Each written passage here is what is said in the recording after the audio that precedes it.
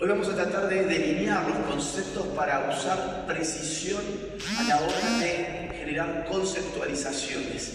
A la hora de leer la realidad necesitamos no una aproximación conceptual, sino una definición conceptual.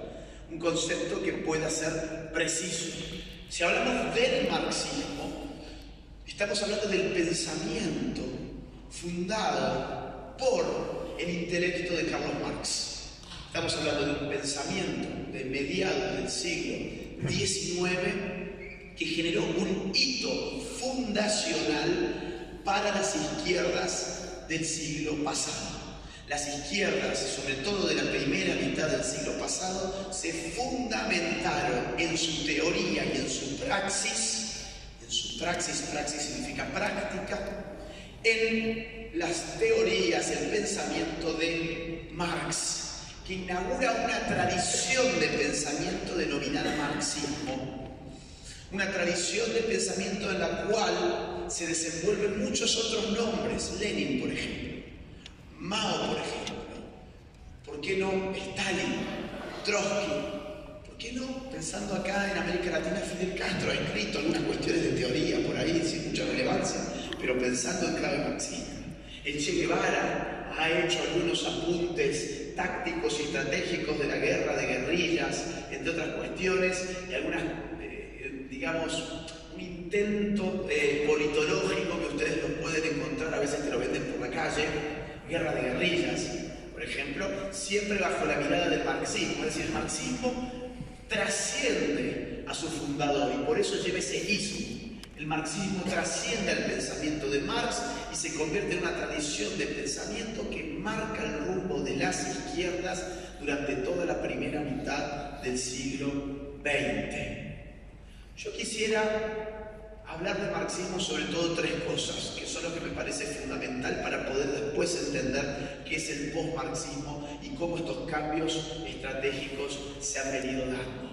Quiero hablar sobre la teoría social del marxismo, quiero hablar sobre la filosofía de la historia del marxismo y finalmente sobre la teoría revolucionaria del marxismo. Vamos sobre algo que siempre hago en las charlas, no importa, lo voy a volver a decir, la teoría social del marxismo. ¿Qué es una teoría social? Una teoría social es un conjunto de ideas que pretenden reflejar aquello que la sociedad constituye. ¿Cómo está constituida la sociedad? Significa también poder dar respuesta a cómo funciona la sociedad. ¿Cómo está compuesta una casa? Bueno, con ladrillos, con cemento, con pintura, con piso. Si tiene dos pisos, tendrá un piso, una planta baja, una planta alta. ¿Para qué funciona o cómo funciona una casa? Funciona para vivir, funciona de esta forma, así se abren las puertas, así se cierran las puertas, así se abren las ventanas, así se cierran las ventanas. ¿Cómo funciona una sociedad y de qué está hecha una sociedad? Es la gran pregunta que trata de responder una teoría social. Y Marx intentó casualmente responderla con lo que se llamó la metáfora arquitectónica o metáfora edilicia. Marx dijo, en síntesis y resumiéndolo, quizás de más, pero no importa, que la sociedad funcionaba en definitiva como una casa de dos pisos. Esto es fundamental, para poder entender qué está pasando hoy, esto es fundamental. Marx decía, la sociedad tiene dos pisos. El primer piso se llama base o se llama estructura y el segundo piso se llama superestructura. ¿Qué hay en cada piso? Marx dice, en el primer piso, que son los cimientos de esa casa sobre los cuales se va a levantar en un segundo piso, en la base, en la estructura, está lo que realmente existe, lo material. La filosofía del marxismo es una filosofía materialista. Lo realmente existente es la materia. Las ideas son reflejos de la materia. La estructura, ese primer piso de la casa, está compuesta por la economía. La dimensión social que estructura la sociedad es la economía. Las relaciones productivas, económicas entre los hombres, las fuerzas y los medios de producción van a determinar la forma que tenga esa casa, es decir, la forma que tenga esa sociedad, y va a sostener de la misma forma que en una casa el primer piso sostiene el segundo, va a sostener a ese segundo piso llamado superestructura, que adivinen qué va a tener. va a tener todo aquello que es intangible, todo aquello que es inmaterial. La ideología, la moral, el derecho, la cultura, la religión, la filosofía, el arte, todas las cuestiones que habitan en la sociedad pero que no son materiales están sostenidas por un sistema económico que hace las veces de estructura de esa sociedad. Fíjense, a mí me interesa para esta clase, digamos, poder leer un poco cómo escribe esta gente, ¿sí? Para que ustedes no se queden con lo que yo digo. Yo siempre explico sobre algún texto. Les voy a leer el texto original, o fragmentos, mejor dicho, del texto original. Dice así Marx: mi investigación me llevó a la conclusión de que ni las relaciones jurídicas ni las formas de Estado pueden comprenderse por sí mismas, ni por la llamada evolución general del espíritu humano, sino que por el contrario radican en las condiciones materiales de vida. La anatomía, estamos hablando de la forma, la anatomía de la sociedad civil hay que buscarla en la economía política. En la producción social de su vida, los hombres establecen determinadas relaciones necesarias e independientes de su voluntad, relaciones de producción que corresponden a una fase determinada del desarrollo de sus fuerzas productivas materiales. El conjunto de estas relaciones de producción forma la estructura económica de la sociedad, la base real sobre la que se levanta la superestructura jurídica y política y a la que corresponden determinadas formas de conciencia social, psicología social. El modo de producción de la vida material condiciona el proceso de la vida social, política y espiritual en general. No es la conciencia del hombre lo que determina su ser. Esta es una frase magnífica que tiene Marx, muy archicitada, diría yo. No es la conciencia del hombre lo que determina su ser, sino por el contrario, es el ser social lo que determina su conciencia. Está haciendo filosofía, por eso está un poco enredado. Lo que está diciendo es lo que yo dije anteriormente. La economía es la parte real de la sociedad. El espíritu, la cultura, la política, la forma del Estado no se puede explicar de no ser por estar sostenido por esa estructura económica que tiene una sociedad determinada. Ya vamos a ir juntando los hilos al final. Voy a ir ahora punto aparte. Vamos con la filosofía de la historia de Marx. Marx tiene una filosofía que es teleológica. ¿Qué significa telos en griego? Fin. La teleología es un modo de razonar en el cual uno encuentra un fin a las cosas. Y la historia tiene un fin, es decir, tiene un desenlace, tiene un punto de llegada. Estamos yendo hacia algo. Esto es típico de la filosofía del progreso, ¿no? Marx va a tratar de elaborar una explicación pseudocientífica de hacia dónde se mueve la historia. Y él piensa realmente que está haciendo ciencia. Él entiende que la historia, a través de su filosofía de la historia, es inteligible, es profetizable. Él puede ofrecer una suerte de profecía para lo que va a venir en función de analizar científicamente, dice Marx, las otras etapas de la historia. La filosofía de la historia de Marx parte de la idea de que la historia de todas las sociedades hasta nuestros días es la historia de la lucha de clases. Otra de las grandes frases que tiene Marx y que toda la gente la reconoce porque encima esta está en el manifiesto comunista. La historia del hombre es la historia de las luchas de clases. Estas etapas que se han ido en la historia han ido sucediéndose a partir de los distintos sistemas productivos y las fuerzas sociales en pugna que esos sistemas productivos han ido engendrando. Por ejemplo, tuvimos una etapa esclavista, pensemos en la antigüedad, podemos pensar, no sé, en la antigua Atenas, por ejemplo, la época clásica. Esa forma de producción se llamaba esclavismo. Había un dueño del medio de producción y el medio de producción, ¿quién era? Otro hombre. El esclavo. Había dos clases sociales, el que tenía el esclavo y el esclavo que estaba esclavizado, justamente. El choque, las contradicciones de ese sistema económico, que fue una contradicción interna en la medida en que el esclavismo pasó a ser improductivo, dio lugar, dice Marx, a lo que conocimos como régimen económico, por ejemplo, en donde ya no hay un esclavo y un siervo, que no es lo mismo, donde hay una estructura económica, política, que da forma a esa sociedad y que genera toda una era de nuestra historia que viene a ser la Edad Media, por ejemplo.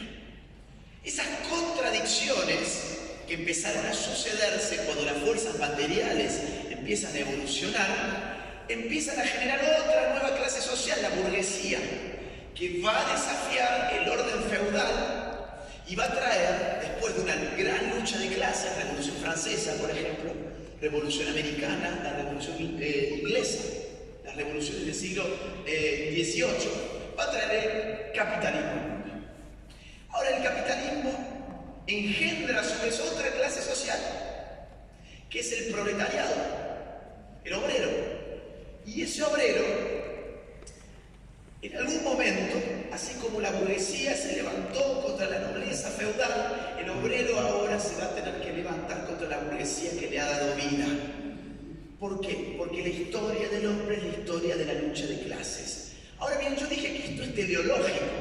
Esto tiene un fin. Fíjense, para seguir citando a Marx, dice Marx, la burguesía produce ante todo sus propios sepultureros.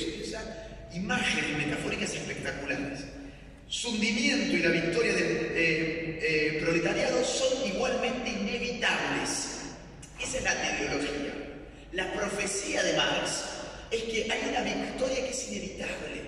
Así como fue inevitable que la burguesía acabara con el régimen feudal, que el feudalismo acabara con el esclavismo, es inevitable que el socialismo acabe con el capitalismo. La burguesía generó sus propios sepultureros, que son los obreros. ¿Y qué va a ocurrir cuando los obreros, por fin, de manera inevitable, terminen haciendo esa revolución? Ahí vamos a encontrar el telos, el fin. ¿Por qué vamos a encontrar el fin de la historia? Porque si algo caracteriza al socialismo es aniquilar el sistema de propiedad privada. Y es el sistema de propiedad privada el que genera clases sociales. Lo que genera una clase social es tener o no tener. Si yo aniquilo el propio concepto de tener, porque todos podemos tener, dice la izquierda, no va a haber más clases sociales. Si no hay más clases sociales, la clase obrera como un Cristo que se inmola en la cruz, esto tiene mucho de religión. Que no tenga Dios no significa que no tenga una estructura religiosa. La clase obrera, de forma inevitable, va a traer el paraíso a la tierra inmolándose a sí misma, como Cristo en la cruz. ¿Por qué razón se inmola la clase obrera?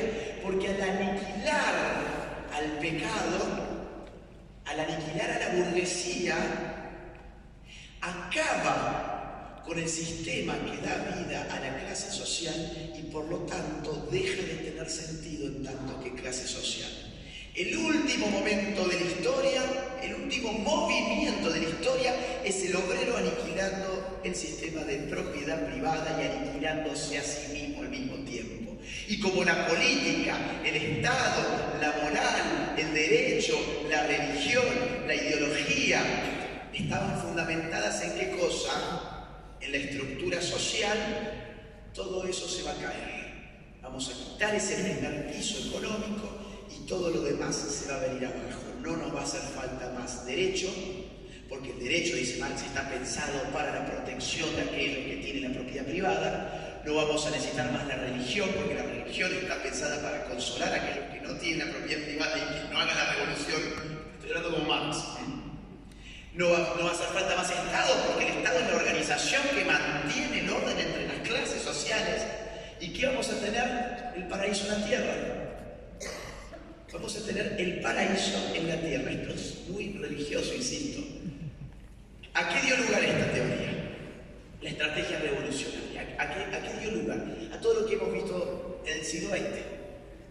Hemos visto, no sé, el Che Guevara, Fidel Castro en Cuba, el Che después se fue a Bolivia, Lenin, Stalin en Rusia, entre otros, Mao Zedong, la Revolución China, las guerrillas en América Latina, la FARC, por ejemplo, en Colombia, el MIR en Chile, los montoneros en la Argentina, los tupamaros en Uruguay, Sendero Luminoso en Perú, entre tantas otras guerrillas que hemos vivenciado en el siglo XX y que en suma estas ideas se llevaron la vida de más de 100 millones de personas. Traer el paraíso a la tierra implicó aniquilar a por lo menos 100 millones de personas en el siglo pasado. ¿Cuál es la estrategia revolucionaria si tenemos esa filosofía de la historia y tenemos esa teoría social? Muy simple, yo les pregunto a ustedes a ver si me están siguiendo. Si nosotros tenemos una sociedad que tiene la forma de una casa de 2 pisos, donde el primer piso sostiene al segundo, y queremos reventar esa casa porque queremos hacer una revolución, ¿dónde colocamos nuestra bomba? ¿En el primer piso o en el segundo piso? El primero. El primero, evidentemente. Porque si la colocamos en el segundo, no solamente vamos a dejar intacto el primero, que es el que realmente importa, sino que encima vamos a destruir cosas que son fantasmagóricas, la moral, el derecho, la ideología, cosas que ni siquiera existen, que existen para proteger lo que está en el primer piso. Y si encima tenemos una filosofía de la historia que nos dice que la historia del hombre es la historia de la lucha de clases y que la victoria del socialismo es inevitable y que va a venir un fin en la historia después del último movimiento histórico que dará la clase obrera, ¿a dónde tenemos que ir a revolucionar a la gente? ¿A las fábricas o a la marcha LGBT? A las fábricas. La clase obrera está en las fábricas. El campesinado como clase social está en el campo. Entonces, ¿por qué la izquierda abandonó las fábricas? ¿Por qué la izquierda abandonó el campo? ¿Por qué la izquierda ya no hace más guerra de guerrillas para saltar ese primer piso de la casa? ¿Por qué esa izquierda ahora está mirando las cosas que antes no le interesaban? Esa es la gran pregunta para entender por qué se pasa de un marxismo a un post-marxismo. Voy a pasar un poco más rápido, esto vamos a ir directamente a un pensador que yo creo que genera un quiebre importante. Hay gente que lo magnifica además, yo creo que es muy importante, pero inicia en todo caso un proceso de repensar el marxismo clásico. Antonio Gramsci. ¿Han escuchado alguna vez sobre Gramsci? Sí. Acá ustedes me pegan el acento porque a mí se me pega mucho el acento. Digo Gramsci, como ustedes lo dicen. En Argentina es Gramsci. O Gramsci. Antonio Gramsci fue un italiano, líder del Partido Comunista en Italia, y hay algunos puntos que son muy importantes de su teoría. Lo que destacan siempre es la hegemonía, la cuestión de la hegemonía. No es un concepto de Gramsci, es un concepto que se venía trabajando. ¿Desde cuándo se venía trabajando? Desde la Revolución Rusa. ¿Por qué desde la Revolución Rusa? Porque en Rusia se dio una paradoja, que es que según Marx, estas etapas que habíamos visto, esclavismo, feudalismo, capitalismo, socialismo, se iban dando en secuencia, de forma lineal. Y en Rusia tuvimos la revolución más importante del socialismo en su historia contra un régimen de qué tipo? ¿Capitalista o feudal? Contra un régimen feudal. La historia dio un salto, pasó del feudalismo al socialismo sin pasar por el capitalismo. Y entonces los teóricos de la Segunda Internacional con Plejánov a la cabeza tenían que explicar, pero Marx dijo que esto era lineal, tendríamos que haber vivido una revolución como la francesa, como la inglesa, como la americana, antes de haber vivido la revolución socialista. ¿Qué pasó acá? Lo puedo explicar con un concepto, el concepto de hegemonía. La hegemonía, dice, es la asunción de tareas históricas de una clase a la cual esas tareas no pertenecen. Entonces las clases obreras subalternas, las clases campesinas de Rusia, asumieron la revolución que la burguesía rusa no podía asumir porque era débil, porque era poco cuantiosa, a diferencia de Francia, por ejemplo. Entonces la clase obrera hizo la revolución porque asumió tareas extrahistóricas que no estaban en su naturaleza de clase. Acá hay un esencialismo de clase. Lenin va a tomar después la misma idea de hegemonía, pero para plantear la táctica de alianzas entre la clase obrera y la clase campesina para sus propósitos revolucionarios. Y va a decir, golpear juntos, marchar separados. No somos los mismos, los obreros y los campesinos, pero juntos tenemos que hacer la revolución y después marchamos separados. Golpeamos juntos, pero no somos lo mismo. A eso le llamó hegemonía Lenin, a la alianza en el marco de una lucha de clases. Ahora Gramsci le da una vuelta de tuerca interesante. Lo voy a leer y después lo voy a explicar. Esto lo vienen leyendo la izquierda hace mucho tiempo. Les puede parecer denso, pero ellos vienen trabajándolo hace mucho tiempo y gran parte de su éxito ha sido leer estas cosas. Por eso lo traigo y aprovecho que es un seminario largo, que me han dado la libertad de hablar, así que me aguantan por favor con estas cosas. Algunos temas de la cuestión meridional es un texto temprano de Gramsci que tiene este contenido. El proletariado puede convertirse, dice él, en clase dirigente y dominante en la medida en que consigue crear un sistema de alianzas de clase, esto es Lenin, que le permita movilizar contra el capitalismo y el Estado burgués a la mayoría de la población trabajadora, en la medida en que consigue obtener el consenso de las amplias masas campesinas. En consecuencia, es una función del hecho de comprender las exigencias de la clase que representan los campesinos, incorporar esas exigencias a su programa revolucionario de transición, plantear esas exigencias desde sus reivindicaciones de lucha. Ustedes dirán, ¿y qué importa esto? No importa mucho, porque esto no es golpear juntos y marchar separados. Esto es fusionar a las clases sociales, comprendiendo las exigencias del programa de lucha de otra clase social. Ahora es golpear juntos y marchar juntos. Generar, dice Gramsci, lo nacional popular. ¿Conocen el término? Estuvo muy de moda en los últimos años. Ese concepto no es nuevo de Gramsci. Él explica lo nacional popular precisamente a partir del concepto de hegemonía. La idea de que las clases sociales no solamente deben hacer juntas la revolución, sino que ideológicamente deben fusionarse. Esto empieza a destartalar al marxismo, porque el marxismo siempre pensó que la clase social era algo esencial, que tenía una identidad fija, que tenía un programa fijo, que tenía intereses de clase fijo. Y acá Gramsci empieza a meterse con el tema de la cultura para ver cómo fusionan los intereses de los campesinos con los obreros. Él dice el Estado, él también redefine el Estado, esto también es muy importante.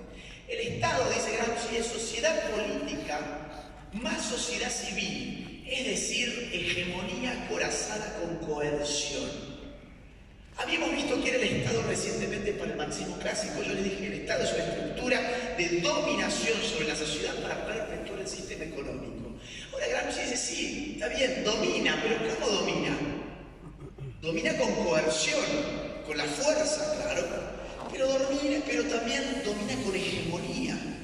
¿Y qué es la hegemonía? Es la dominación cultural.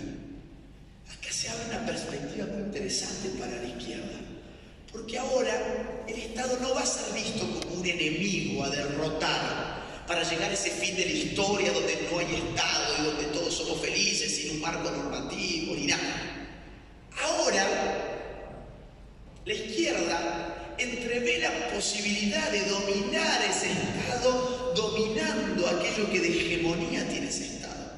Eso significa dominando la cultura. Eso es lo que está pasando hoy. ¿En qué medida?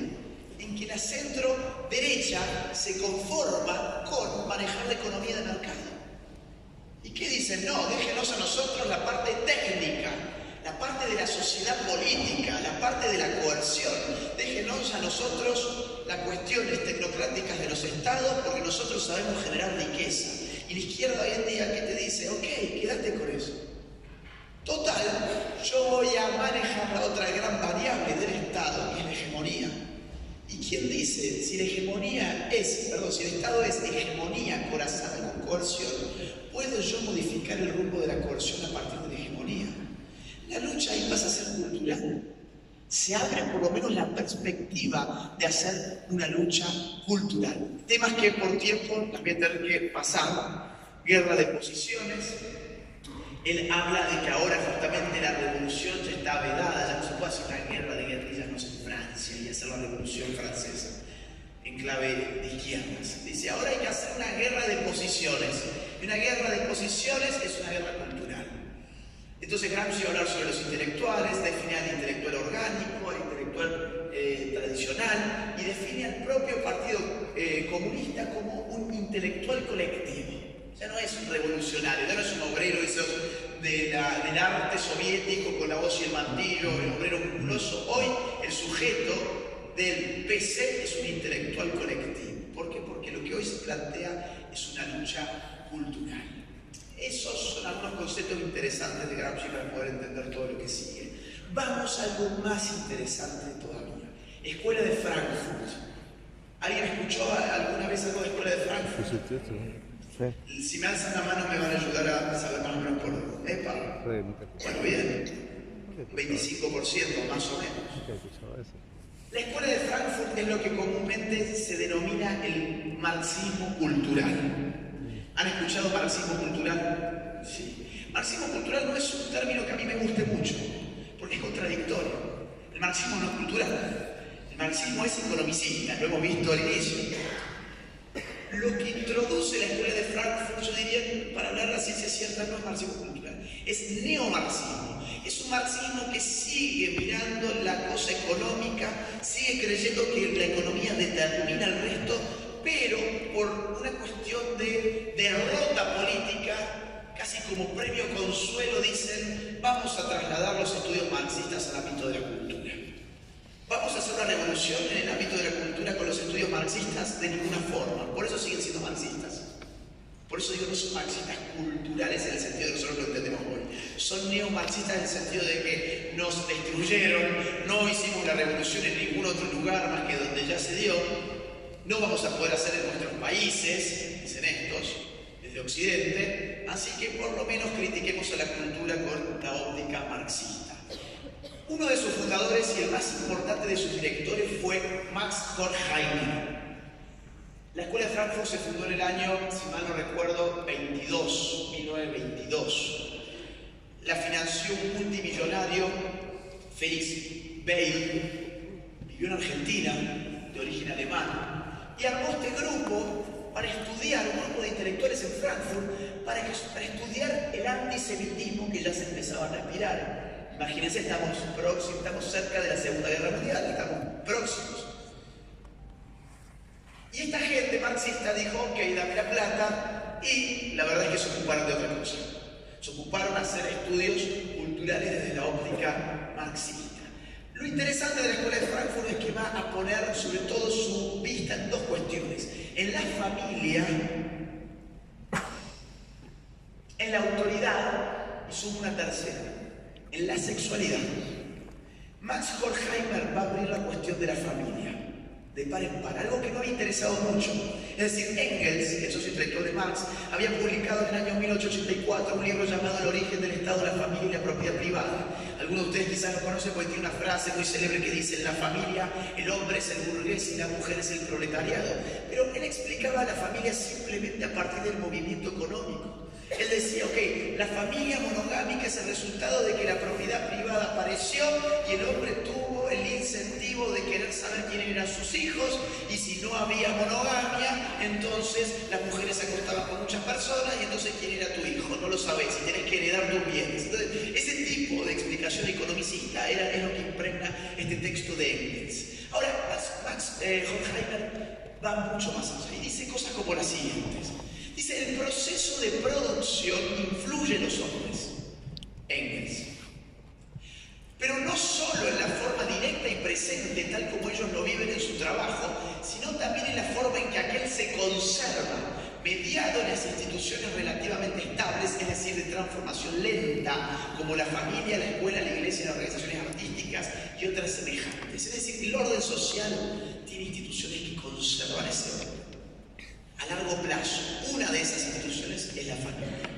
Todas las instituciones y procesos en todos los dominios de la cultura, en tanto actúan sobre el carácter y los actos de los hombres, aparecen como momentos de conservación, y ahora viene lo importante, o bien de disolución de la dinámica social, y según los casos constituyen la argamasa de un edificio todavía en construcción, la masilla que reúne artificialmente partes que tienden a separarse, o una parte del explosivo que destroza el todo con la primera chispa.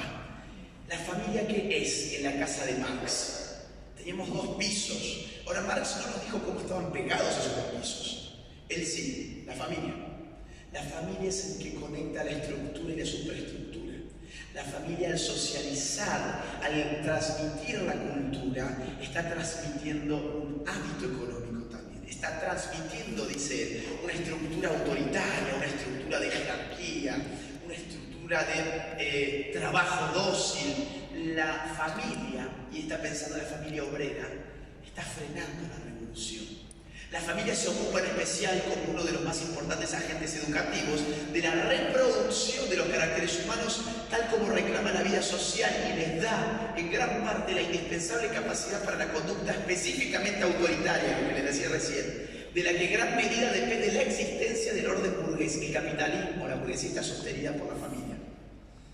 La mujer, y esto es muy importante, acá abre una puerta al feminismo, fíjense. La mujer, en cuanto se doblega ante la ley de la familia patriarcal, mucha gente habla hoy con estos conceptos y piensa que son súper novedosos y que están hablando. Esto es del año 1932. Hay gente que hoy dice el patriarcado y se piensa que están hablando de digamos, de algo nuevo, de estudios recientes. No, esta cosa viene desde mucho antes. La mujer, en cuanto se doblega ante la ley de la familia patriarcal, se convierte en un momento que reproduce la autoridad en esta sociedad. La mujer es conservadora. ¿Dónde es conservadora la mujer? A ver si alguien se da cuenta en esa frase. Porque todo esto está muy enredado con los sonidos, que estos son filósofos y son alemanes, de lo peor que hay. La mujer reproduce el orden social. Es conservadora la mujer. ¿En dónde es conservadora la mujer? Es la pregunta. ¿Alguien? A ver si alguien se anima. ¿En qué contexto la mujer es conservadora? ¿Cómo? Ahí lo dijeron. ¿Perdón? ¿En la familia? ¿Está ahí? La familia. En la familia, la mujer es el dispositivo que estabiliza y conserva el orden social. ¿Por qué razón? Lo que él mismo está viendo. Vamos a agitar a la fábrica, el obrero se envalentona y dice, sí, voy a hacer la revolución. Vuelve a su casa, la mujer le pega una cachetada y le dice, vos andá a trabajar que tenés que traer el pan a la casa. Claro, digo, yo lo paso así. Esto está todo un lenguaje filosófico, intrincado, no tiene que escribir así, pues son académicos. Pero lo que está diciendo es eso. La mujer, en la medida en que tiene familia, nos está frenando la revolución. Entonces, ¿a qué tenemos que atacar? A la familia. ¿Para qué? Para que la mujer no tenga familia. Y si la mujer no tiene familia, ¿en qué se convierte la mujer? En el agente revolucionario que necesitamos. Obviamente esa conclusión no termina de llegar a Jorge, va a faltar un poquito, pero fíjense cómo el camino se va allanando hacia ese momento. Wilhelm Reich, un personaje nefasto de la escuela de Frankfurt. Max Horkheimer es un personaje respetable, un académico de primera línea, uno puede estar de acuerdo o no, pero es de primera línea, es un personaje nefasto, es un loco, mírenle cómo se peina. No, es un loco totalmente una pluma, loco, una pluma gallina. No lo digo porque soy prejuicioso, no. El tipo terminó loco después del final de la vida de él y luego vamos a su pensamiento así sabemos dónde para. Él terminó viviendo en los Estados Unidos como la mayoría de la gente de la escuela de Frankfurt, vendiendo energía orgásmica. El orgón, lo que era una máquina que producía energía orgásmica que podía curar el cáncer, la artritis y un montón de enfermedades. Era puro cuento. No había cura, él decía, la energía orgásmica que mi maquinita produce, pero vos no la podés ver y es de color azul, yo la estoy mirando, te la vendo una millonada y así vas a curar tu cáncer. El tipo terminó preso por estafador y después en un neuropsiquiátrico se dio cuenta que más que estafador estaba completamente chiflado, básicamente. Ese fue el final de Wilhelm Reich. Él inaugura el freudomarxismo, es decir, la conjunción entre Freud y Marx, algo muy característico de la escuela de Frankfurt. Y él plantea directamente la posibilidad, y no solamente la posibilidad, la necesidad de una revolución sexual. Su libro se llama La Revolución Sexual. Está en Chile, lo he visto. De hecho, mi libro de Wilhelm Reich lo compré en Chile hace unos 4 años más o menos. Está acá en Chile. Usado ya. Él dice así, a ver, vamos a leerlo un poquito. Él dice, será imposible dominar el proceso cultural actual. Pero tengo que dominar qué cosa, de hegemonía. Será imposible dominar el proceso cultural actual si no se comprende que el núcleo de la estructura psicológica es la estructura sexual y que el proceso cultural está esencialmente condicionado por las necesidades sexuales. el sexo aparece ahora como la estructura de la sociedad. Así como Marx dijo, la economía es la estructura de la sociedad, Wilhelm Reich, desde la psicología, va a decir, no. En verdad, acá también la sexualidad es parte de esa estructura que da sentido a la cultura e incluso a la psicología de las personas. Y se queja de la Revolución Rusa porque ha fracasado. Y dice así, aquello que la Rusia de los años 20 quería ser una solución obtenida en un corto lapso de tiempo, se lleva a cabo en nuestros días con mucha mayor lentitud en la revolución cultural. Pero también de un modo mucho más completo. Cuando yo hablo de revolución profunda de nuestra vida cultural, me refiero principalmente a la sustitución de la familia patriarcal autoritaria por una forma natural de familia. Forma natural de familia significa para el psicoanálisis la forma de familia previa a la represión sexual. La forma natural de familia es aquella en la cual todos tenemos sexo con todos, los niños incluyéndose. Incluso él tiene, a ver, no sé si yo lo traje, creo que no, él tiene una cuestión muy interesante y él dice, tenemos que sexualizar a los niños para quitarles esa represión con la cual nuestra sociedad los configuró. Todos nuestros problemas parten de la represión sexual, dice Wilhelm Reich. Entonces tengo que hipersexualizar a los chicos. Él recomienda, por ejemplo, que los chicos asistan al acto sexual entre los padres. Y él dice, pero ¿quién no ha escuchado alguna vez a sus padres tener relaciones sexuales? Si uno lo escucha desde su habitación, uno reprime, dice Wilhelm Reich. Lo que tiene que hacer el padre es invitar a su hijo a que mire cómo la familia está teniendo relaciones sexuales para que, lejos de reprimir, internalice la sexualidad como algo natural que él también tiene que vivir, tenga la edad que él tenga. Recomienda que los padres se bañen con los hijos, recomienda que los maestros les enseñen los genitales a sus hijos. Digo, interesante porque por acá está yendo en estos días lo que llamamos educación sexual integral. Hay una hipersexualización del chico que va en ascenso. Uno no sabe muy bien hasta dónde puede llegar, pero sí puede encontrar un origen teórico a todas estas cuestiones. Un seguidor de Wilhelm Reich, de la escuela también de Frankfurt, y quizás el más importante en todos estos temas, fue Herbert Marcuse. ¿Conoce a alguien, ha escuchado a Herbert Marcuse antes y levanta la mano? Ah, bien, que muchos, bien, pensé que hace muchos menos, 20-25%. Herbert Marcuse o Herbert Marcuse, como a ustedes les guste más, se fue a vivir en el año 34 a los Estados Unidos, también alemán, ¿no? Estamos hablando de Frankfurt. Veía venir lo que después cayó sobre Alemania y él se fue a los Estados Unidos. Toda esta gente trabajó en las mejores universidades de Estados Unidos y él escribió en los Estados Unidos. Y él, yo le puse un título a su teoría, él plantea la revolución de la nada. Wilhelm Reich teníamos la revolución sexual. Él va a hacer la revolución de la nada, la oposición contra el sistema por oponerse contra un sistema que encima funciona bien. O sea, tenemos que oponernos por el gusto de oponernos. Fíjense lo que dice. Muy diferente de la revolución en anteriores etapas de la historia, esta oposición, la de la izquierda, se dirige contra la totalidad de una sociedad próspera y que funciona bien. O sea, tenemos que enfrentar una sociedad que es próspera y que funciona bien. Me hace acordar un poco a Chile, ¿no? Digo, las izquierdas que se enfrentan contra Chile y nosotros desde los otros países de América Latina miramos a Chile y todos queremos vivir en Chile. O queríamos, yo no sé por dónde viene ahora la mano, pero bueno. Yo vengo a Chile desde el año 2011 todos los años y he visto cómo ha ido cayendo Chile. Por la gente que se opone contra lo próspero y contra lo que funciona bien. Y él dice, claro, a ver, ¿para qué seguir dándole vuelta? Yo soy un alemán, me vine a Estados Unidos y veo algo próspero, veo algo que funciona realmente bien, pero soy izquierda. Y lo admito, me voy a oponer contra algo que es próspero y contra algo que funciona bien, porque eso hace la izquierda, en definitiva. Interesante el cinismo de esta gente, ¿no? Y el resentimiento social. El resentimiento social. Nos enfrentamos con una situación nueva en la historia porque hoy tenemos que liberarnos de una sociedad que funciona relativamente bien, que es rica y poderosa. El problema que enfrentamos consiste en la necesidad de la liberación. Ahí aparece un nuevo término que no estaba antes, la liberación, muy común en nuestros tiempos.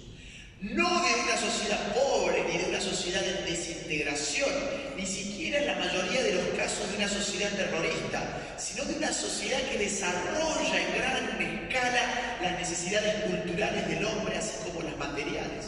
Una sociedad que, usemos el lema, distribuye las mercancías entre una porción cada vez mayor de la población. Nos reventaron la teoría de Marx. ¿Por qué razón?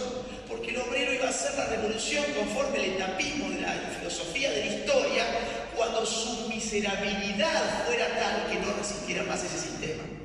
El obrero, con una vida paupérrima de explotación, de miseria, de hambre, va a tener que hacer la revolución o muere. Esa era la idea de Marx, va a tomar la conciencia de clase por las condiciones objetivas, pero ahora las condiciones objetivas cambiaron. Y ahora las condiciones objetivas nos dicen que vivimos en una sociedad bien, próspera, la gente tiene mercancías, el obrero tiene automóvil, el obrero tiene su plasma, el obrero ve Game of Thrones. ¿Qué hacemos? ¿Y qué hacemos? Liberémonos. ¿De qué? De la totalidad. ¿Y qué significa eso? La totalidad. ¿Qué es la totalidad? Esto, otra vez. Revolución sexual. La noción de un orden instintivo no represivo debe ser probado primero en el más desordenado de todos los instintos, la sexualidad. Queremos liberarnos, queremos no represión, donde hay que acudir es a la liberación. ¿De qué? De la sexualidad que representa la totalidad de última instancia, de nuestra represión. ¿Cómo explica él? Lo voy a hacer así esquemáticamente como en los colegios. Él dice, este es el análisis de Harold Marcuse. Él dice, el hombre por naturaleza vive en escasez. ¿Estamos todos de acuerdo? Hay escasez. Para vivir bien y para superar esa escasez el hombre tiene que trabajar. Lo cual al hombre lo lleva a vivir en un principio de realidad, esto es psicoanálisis. El principio de la realidad sustituye el principio del placer de Freud, que es cuando uno está en una instancia en la cual piensa que la vida es maravillosa, está adentro de la panza de la madre y se da de cabeza contra la pared de la realidad cuando dice, no, tengo que ir a trabajar, esta es la realidad. Yo tengo que comer y para comer tengo que trabajar y la realidad no me gusta, no me genera goce, no me da placer. Entonces, escasez genera trabajo, lo cual nos devuelve a un mundo real, al principio de la realidad. El capitalismo, por su parte, genera abundancia, él lo reconoce, está viviendo en los Estados Unidos. Sí, genera abundancia, una sociedad próspera, dijo anteriormente. Pero el capitalismo genera una mala distribución, y esa mala distribución hace necesario el trabajo de nuevo. Sí, 2 puntos, y esta es la tesis de Marcuse. Distribuimos de forma socialista la abundancia que genera el capitalismo, el socialismo de nuestro siglo ese, Sí, bueno, distribuimos con el socialismo la abundancia que genera el capitalismo y nos aprovechamos de la tecnología autómata, la automatización y la planificación económica y distributiva de las mercancías, vamos a tener menos trabajo.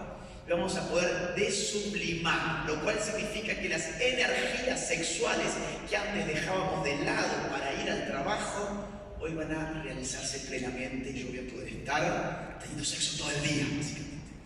Gozando el placer, el eros. Esto es importantísimo porque genera un espejo entre la revolución socialista y la revolución sexual.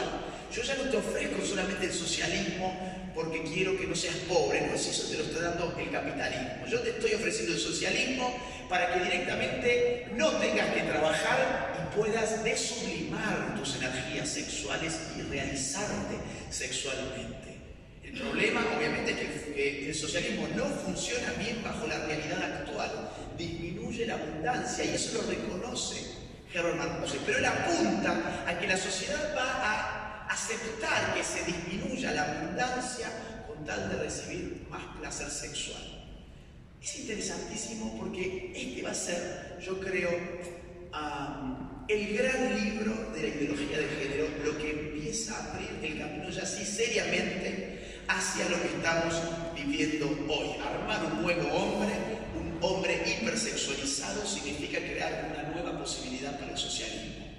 Y hay que hacer una revolución a nivel sensorial. ¿Se dan cuenta cómo hemos pasado de Marx, que era una revolución económica de clases sociales, una guerra de guerrillas, una revolución, un terrorismo armado, todas estas cuestiones? Hemos pasado ahora a esta cosa tan laxa, a la revolución de la nada, como dije anteriormente. Y la revolución de la nada se va a basar en la revolución juvenil. ¿A quién le importa el tema de la hipersexualización, el goce, ser libre, al joven? Entonces Herbert Marcuse va a ser el gran intelectual de la juventud de los 60. En los 60 vimos el hipismo, vimos el malo francés, vimos todas estas expresiones de nueva izquierda. Ahora ya sí podemos hablar de nueva izquierda. Y su ídolo intelectual fue Herbert Marcuse. En Francia, ya vamos a hablar de eso, se escribió en el mayo del 68 las 3 M's, que eran Marx, la M de Mayo y la M de Marcuse. Marcuse fue el ídolo. Dice así, por ejemplo: en virtud de su puesto fundamental en el proceso de producción, en virtud de su fuerza numérica y del peso de la explotación, la clase trabajadora es todavía el agente histórico de la revolución. Él no saca un pie del marxismo, él sigue siendo marxista. Él sigue entendiendo que la clase obrera es el agente de la revolución. Pero, miren esto, en virtud de que comparte las necesidades estabilizadoras del sistema, se ha convertido en un factor conservador, incluso contrarrevolucionario. Objetivamente, en sí, la clase trabajadora es todavía potencialmente la clase revolucionaria. Subjetivamente, para sí, no lo es. Empieza a abandonar la clase obrera. Dice, sí, o sea, ustedes lo son, porque Marx dijo que la clase obrera, que la historia del hombre, la historia de la lucha de clases, que ustedes son una clase social que trabaja, ¿verdad? Pero la verdad es que ustedes son conservadores. No podemos contar desde la izquierda con ustedes. El factor subjetivo, es decir, la conciencia política, existe entre la joven inteligencia no conformista, entre los jóvenes intelectuales. Ellos van a pasar a ser la fuerza revolucionaria. La fuerza motora es la negativa a crecer, a madurar, a actuar eficaz y normalmente en y para una sociedad. Claro, el obrero ya está, no me va a dar más bola, está en otra cosa, pero tengo un conjunto de revoltosos en la Facultad de Filosofía y Letras. ¿Quién dice? Voy, les hablo un poquito a ellos y capaz los levanto. Fíjense esto, los rebeldes ya no son los revolucionarios. Los rebeldes de hoy quieren ver, oír, sentir cosas nuevas de una manera nueva. Ligan la liberación con la disolución de la percepción ordinaria y ordenada. Tenemos que modificar la percepción, ya no el sistema económico, la percepción. Lenguaje inclusivo, por ejemplo. El viaje, ¿qué es el viaje? Fumarse un porro, darse un saque de merca, es un viaje. El viaje implica la disolución del ego configurado por la sociedad establecida, una disolución artificial y de corta duración. Claro, el efecto de la droga, tiene un lapso corto, pero la liberación artificial y privada anticipa, distorsionadamente, una exigencia de la liberación social. La revolución debe ser al mismo tiempo una revolución en la percepción que acompañará la reconstrucción material e intelectual de la sociedad, creando un nuevo ambiente estético. La conciencia de la necesidad de semejante revolución en la percepción de un nuevo aspecto sensorial constituye quizás el fondo de verdad en la búsqueda psicodélica. ¿A quién les está escribiendo? ¿Se dan cuenta? Década del 50, 60. A los hippies.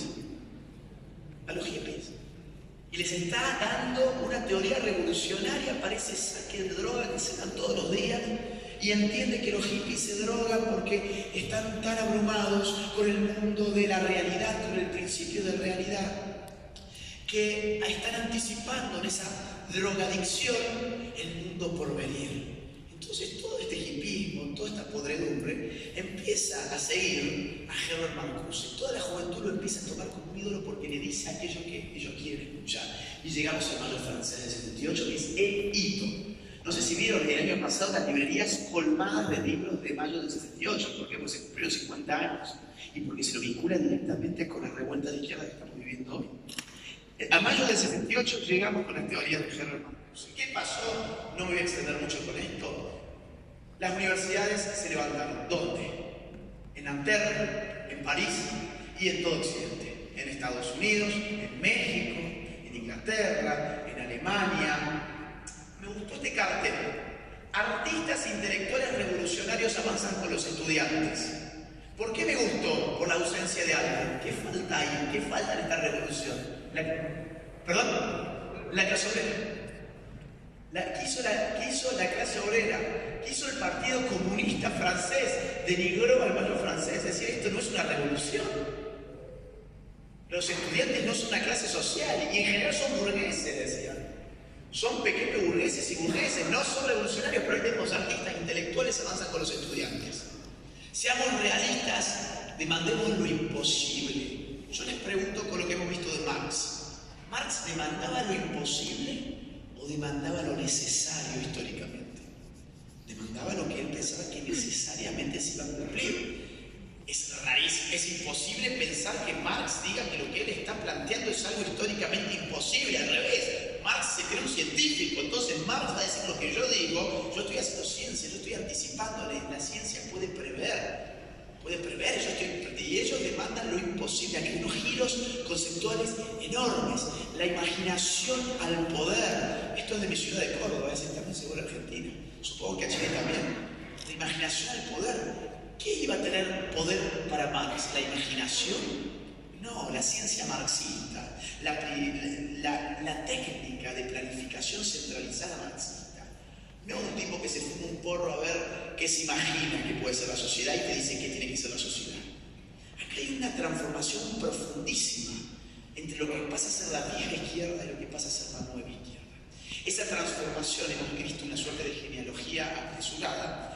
Esa transformación está dada por trasladar la idea de que la revolución se debe dar en la estructura económica de una sociedad a la superestructura cultural. Podemos modificar la sociedad, ya no modificando la economía, sino modificando la cultura. Ya no entonces apelando a clases sociales que no les interesa lo que nosotros tenemos para ofrecerles, sino a aquellos que están agazapados en las facultades de sociología, psicología, letras, filosofía, bellas artes, toda esta gente. Vamos y empezamos a configurarlos como nosotros queremos que hablen, porque son esas instituciones, las fábricas culturales, hegemonía acorazada con coerciones del Estado, y nosotros podemos llegar al Estado a través de la hegemonía. Fíjense cómo va cerrando todo el círculo. Los últimos que les digo sobre este tema. Ahora sí hemos llegado al postmarxismo. Antes estábamos todavía en la escuela de Frankfurt en un neomarxismo. ¿Por qué? Porque Gerhard Marcuse seguía hablando de la clase obrera en sí, para sí, con todas estas categorías. El postmarxismo es esto. Ernesto Laclau, Chantal Mouffe, entre otros. Ellos son los más importantes. Chantal Mouffe viene a Chile bastante seguido, no sé si lo sabían. Invitada por el Frente Amplio. Jackson, Boric, tiene muy buena relación con ella. Y ha venido a dar un montón de seminarios. Mi universidad le dio el honoris causa a Laclau, él es argentino. Ella, si mal no recuerdo, es belga. Y ellos escriben en el año 85 un libro muy importante que se llama Hegemonía y Estrategia Socialista. Lo pueden ver en cualquier librería de Chile. ¿Ellos qué van a intentar? Lo hago muy resumido para no gastar más tiempo en esto. Ellos van a tratar de deconstruir el clasismo. Ellos van a decir, no, las clases sociales son identidades contingentes. No había nada esencial en una clase social. No es cierto que uno pertenece esencialmente a una clase social y que una clase social tiene contornos claros. La clase social ha sido simplemente un concepto ideológico más del marxismo, del cual nos ha trabado la revolución, porque muchos de nosotros hemos estado esperando movilizar a las clases sociales cuando podríamos haber estado movilizando a otros actores que no son clases sociales, como por ejemplo el género. Ellos entienden que la estructura económica no está políticamente indeterminada ni es autónoma y lo van a probar. La política incide sobre la estructura, es decir, el segundo piso incide sobre la estructura económica y redefinen la hegemonía. Ellos van a entender que hay una situación hegemónica cuando se dan una serie de pasos. Hay que articular una serie de demandas equivalenciales pero no idénticas, que generen entre sí un antagonismo respecto de otra cosa y que puedan solidificarse a través de un significante vacío. ¿Qué significa esto? Feminismo, indigenismo y LGBTI son discursos autónomos, sí. ¿Cada uno tiene sus propias lógicas? Sí. ¿Cuándo hay una situación hegemónica? Cuando nosotros logramos a través del discurso cultural hacerlos equivalentes. Las mujeres están siendo oprimidas. ¿Por quién? Por el macho. ¿Quién es el macho? El heterosexual. Podemos entonces articularnos con los LGBT, que están en contra de la heteronormatividad. Nos aliamos, no dejamos de ser feministas ni ellos dejan de ser LGBTI, pero generamos una identidad común, que a su vez se articula con el indigenismo, porque encontramos que las mujeres indígenas son doblemente oprimidas por el machismo indígena y además por el hombre blanco chileno. Y a todo eso lo terminamos de solidificar con un discurso que suele tener una palabrita, dos palabritas, que calan en la conciencia colectiva. Les voy a dar algunas, ni una menos. Sumamos el aborto, ¿quieren? Para decir ni una menos hay que legalizar el aborto. Eso es lo que dice últimamente en Argentina, eso es una operación hegemónica. Hiciste equivalenciar la demanda del aborto con la demanda de las mujeres feministas que dicen que a las mujeres las matan por ser mujeres.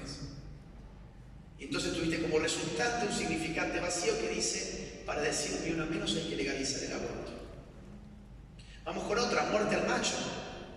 Muerte al macho es un significante vacío. ¿Quién es el macho? ¿Qué es lo que significa perdido?